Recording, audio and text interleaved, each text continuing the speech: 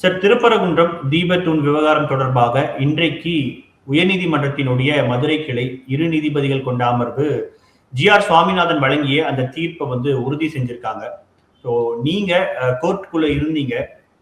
நீதிமன்றத்துல என்ன மாதிரியான வாதங்கள் நடந்தது? தமிழ்நாடு அரசு தரப்பிலிருந்து வைத்த வாதங்கள், அரசு நடத்திய அந்த விஷயங்கள் எல்லாம் என்னன்றதை கொஞ்சம் தெளிவா சொல்லுங்க சார்.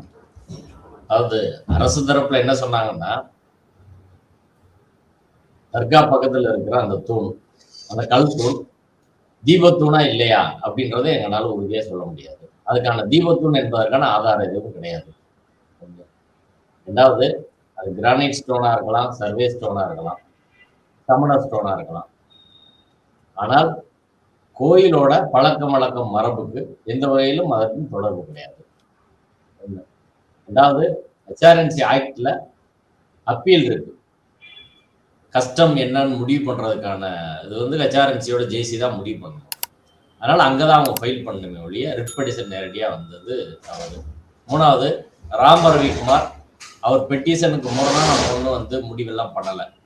அவர் என்ன ட்ரெடிஷனல் பிளேஸில் நீங்க ஏத்துக்கணும்னு சொன்னார், அதை தான் பண்ணியிருக்கிறோம். வேற ஒன்றும் அதை பண்ணல. அப்படியான வாதங்களை அரசு தரப்புல முன் வச்சாங்க. அதுக்கப்புறம் அதுக்கான ஜட்ஜ்மெண்ட்ஸ் எல்லாம் கொடுத்தாங்க. இப்போது புதிய அறிமுகம் ஆச்சி ஹோட்டல் சாம்பார் 50 கிராம் ரூபாய் 20 மட்டுமே.